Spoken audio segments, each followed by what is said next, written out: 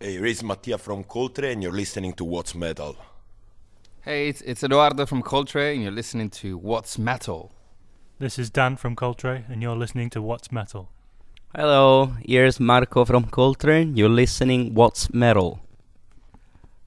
You found COLTRE in 2019. How did you meet together? What was the biggest influence to start the band? Probably like Angel Witch. I was like, me and Dan, we met in the same university. And both me and Dan got the same idea of like starting a classic heavy metal band, I would say. Yeah. There was definitely a wish to make an heavy metal band that was more inspired by what was happening in hard rock and heavy metal music between the 78 and 81. So being a bit more away from the kind of leather heavy metal band or American heavy metal band and being more the kind of proto heavy metal from end of the 70s and start of the 80s without any particular gimmick, just, being a classic heavy metal band. And then for sure Diamond Dead, Angel, which are probably the biggest inspiration that made the band start. But we take a lot of influence from hard rock, progressive rock from the 70s. Both Marco and Dan are huge Rush fan, Tin Lizzy for sure. So yeah, probably as a spark that start COLTRE, I will name this name as the biggest one, the biggest influence. Despite we try to keep it as free as possible, we don't really start with the idea of sounding as any band in particular and just play in the way we would like to hear other band play, and that's the main purpose for us as a band, like just keep it in the way that the band that we would like to listen to. Where does the name COLTRE come from? Does it have a special meaning? It's actually an Italian name. It means like a huge wall of mist or fog, and that's it. Yeah, there's a lot of people that thinks there is a ancient English name. It's actually an Italian name. It's an Italian word. Why do you decide to name the band COLTRE? We were like around the table, me, Mattia, and my wife just said, "Why don't you name like your band COLTRE?"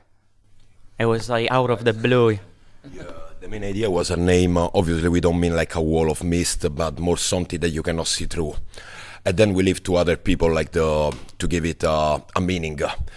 We didn't want to be a team band, so we didn't want to have like a name that was supposed to represent all the meaning of all the song and all the things that we're gonna be doing for the last year.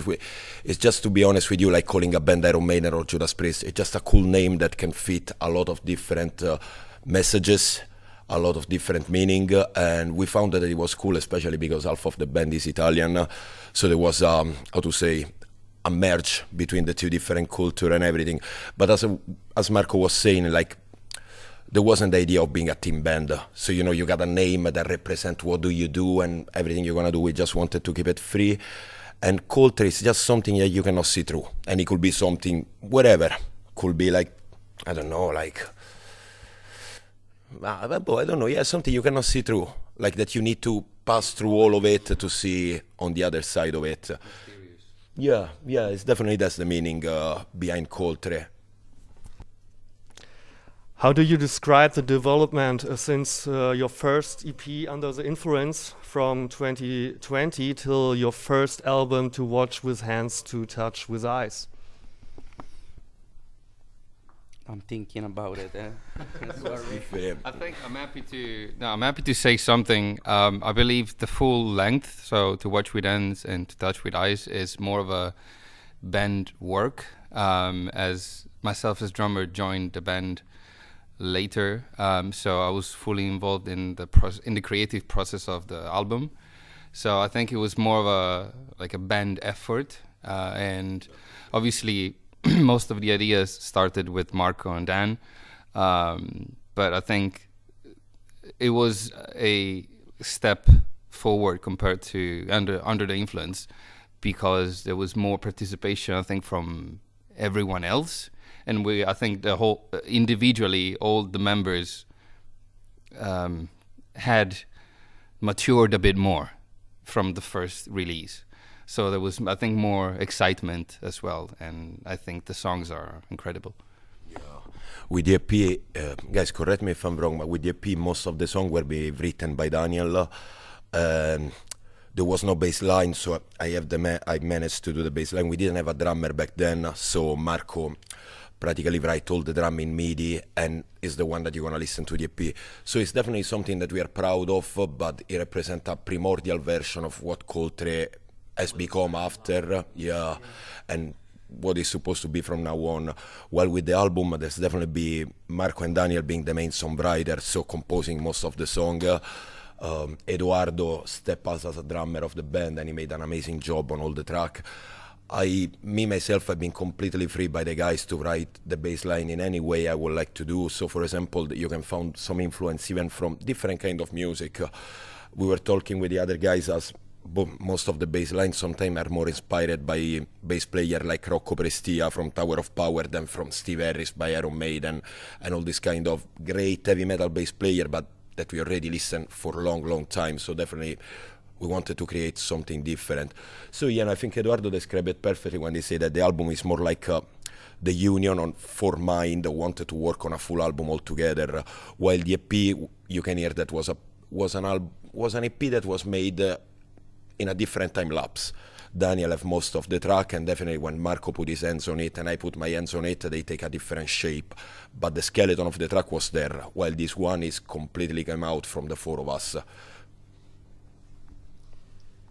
Your production has that raw, organic energy that feels refreshing in a time when everything is today so digital. How do you approach production? Do you prefer a more old school analog feeling, or do you mix it with modern techniques?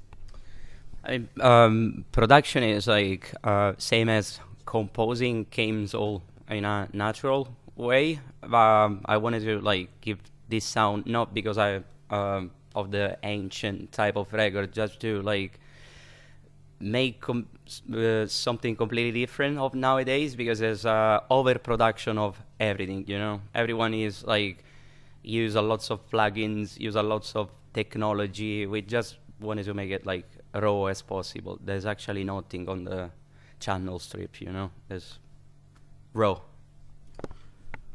And Marco take care of all the production, and to be completely honest with you, we didn't use any studio.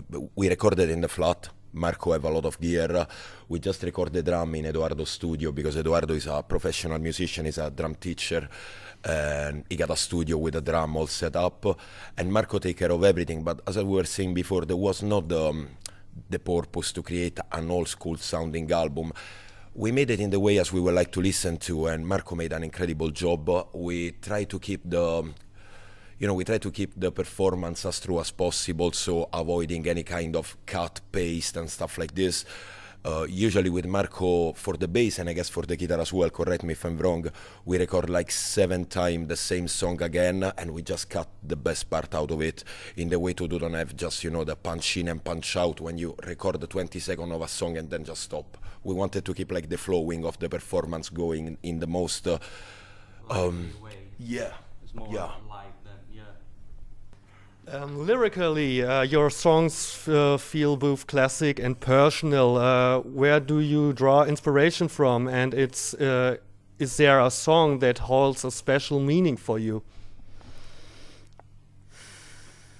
Probably, speaking about myself, Rat Race is like a message to like how you listen and how you perceive music. It seems like nowadays you go for the one that is like citing ourselves. It's like you go for the one that got the best dress, the looking good guy. But it's actually, it needs to be natural, like the production, Yeah, no, definitely. There is like, at least from our point of view, not supposed to be true or not true, it's just the way as we see it.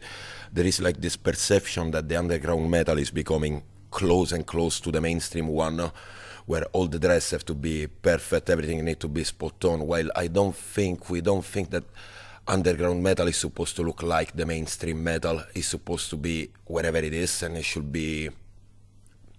Yeah, no, I think Marco described it perfectly when he said that most of the time you see band right now and they all look the same. And something that we didn't really see us like doing it. There's a more like an attention on like how I get dressed on stage rather than like, this is a live show, just like keep it raw as possible, you know. I don't give a fuck what I gonna dress up tonight, just like. And lyric-wise, yeah, as I was saying before, like talking about the song, we are not like a team band. We don't talk about any particular topic or just one particular topic. We try to keep it free as possible. And for example, for Feast of the Outcast, the song is inspired by, I remember we were during COVID, we were watching a lot of TV series, and we wanted like a very strong first song that sounded like, oh, we are arrived. This is COLTRE. But Feast of the Outcast is inspired by The Walking Dead and Breaking Bad. Like it's the story of a prisoner that could not escape because the people who keep him in prison are all the way more stronger and they're more than him. So it's something you cannot escape, and for make you understand that you have no escape, they're gonna take from you the things you love the most. But as I was saying, was inspired by the Jesse Pinkman end in Breaking Bad or the arrival of Negan in The Walking Dead. And we wanted to keep it fresh. Then for me personally, one of my favorite one is Through the Looking Glass. But I think that because I think there is a song that despite talking about the story of Narciso, really speak to some kind of people and really manage to, at least for me obviously, embrace a kind of distress that sometimes you feel when you're not really sure about who you are and where you're going. But that is me personally. Like I'm pretty sure Daniel and Eduardo got a different point of view about which song they feel like is the better for them. But anyway, yeah, no, we're not a band with like a lyrical team, like, you know, Running Wild Pirate or you know, Omen, Sword and stuff like this. No, we're not that kind of band, that's for sure. You're on your first co-headling tour with the Canadian trio of Contact. What are your impressions and experience so far, and what do you hope for the next performances this year? Well, we've had a lot of fun so far on the tour. Contact are great guys, a great band. I think in the future we just want to carry on, focus on the next album, start writing, and hopefully more tours to come. Yeah, no, we couldn't expect like better experience. It's been great so far. We've been traveling, all the four of us. It's been like a holiday practically, and for playing music, so we couldn't wish anything better. We all got a normal job. We all like pay the rent with the job we do, and this is really fulfill us with a lot of joy. There is a lot of brotherhood coming on because obviously we are going all together, all the four of us. We've been blessed with been doing this first experience with Contact. There are people that are very like-minded. It's definitely a beautiful experience, and as Daniel just say, like, next step, recording the new album and hopefully new tour to come. Let's see. For now, after the tour, we're gonna have the Dying Victims Attack a couple of weeks after. Looking forward for that one because I mean it's gonna be great. So that's the most imminent things coming for us.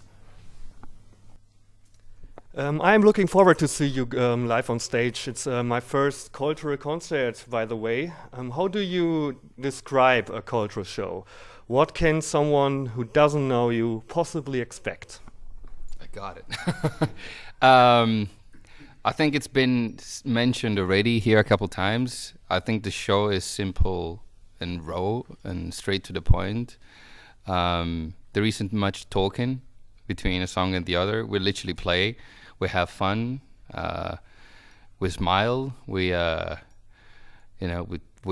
smile at the crowd. We smile at each other because we have fun playing. And I think it's just a great show because we love the song that we play, and there's a good interaction on stage between us. So I think I'd say a lot of times the audience is kind of happy to see us happy on stage. So we get a positive response when fans come back to us, for example, at the merch stand, saying that they were excited to see us, excited to play on stage, you know. So I think the show is very simple, song after song. It flows super well. There's moments where it goes fast, moments where it kind of slows down a little bit, and but it's just simple and direct. Yeah, we don't really like a scripted show. Like, we don't really like the moment, like, can I hear your voice? Yeah, whoa, like, no, it's something that it doesn't work for us. We like to be, it's four guys, four friends playing heavy metal at top of the energy. Sometimes we sleep 3 hours, and that's the top of our energy, and sometimes we sleep 12, and obviously got a different impact. But we don't have the idea of low-profile gigs, high-profile gigs. We play at our best, and when we leave the stage, we are full of sweat. And I think that this is the way as a young heavy metal band should be when they're on stage and when they leave the stage. That's what is matter for us. Like, be the best we can, both on stage and under the stage. Yeah, that's the final question. What's metal? That's very deep, huh? Probably what we just said, you know, keep everything easy. Like, for this tour we play like 45 minutes, and it's silly to say, but all the anxiety and all the things that worries you in life goes away for that 45 minutes, you know. It sounds like a Fast and Furious type of citation, but probably that's what's metal to me. Like, yeah. I think metal is a positive output of rage and emotions that we all experience, and to me personally, that's what metal like is. It's just a way to let out of things and feelings, and yeah, I just feel more relaxed after I play. For me, I don't know, like, it's a very open question, so we leave a lot of space for answer. If I have to talk about myself, and I don't want to sound like too cosmic or too generic, I cannot describe with words what metal is. I can say that for my experience and talking with the guys around me and with a lot of other people during the tour, it's something that you got inside. Maybe you live your life without ever listening to metal, and the first time that you listen to it, you're like, oh, that's it. There's these things that I don't really knew I was missing, but now that I found it, I know that I cannot be without. It's the reason why we go around Europe and playing this show, living a wife, house, and job for which we are not gonna be paid, and we still do it happy because he give us a feeling of purpose, that we are going somewhere and we are doing something that for us is more important, and it's not just confined in eating, sleeping, working, and start again every single day. So I don't know, metal is a call probably that not everybody hear, but we hear it clearly. I would say like this, if I have to try to say it in 1 minute answer, like bam, spot on. But yeah, that's the way as I will describe it, for sure.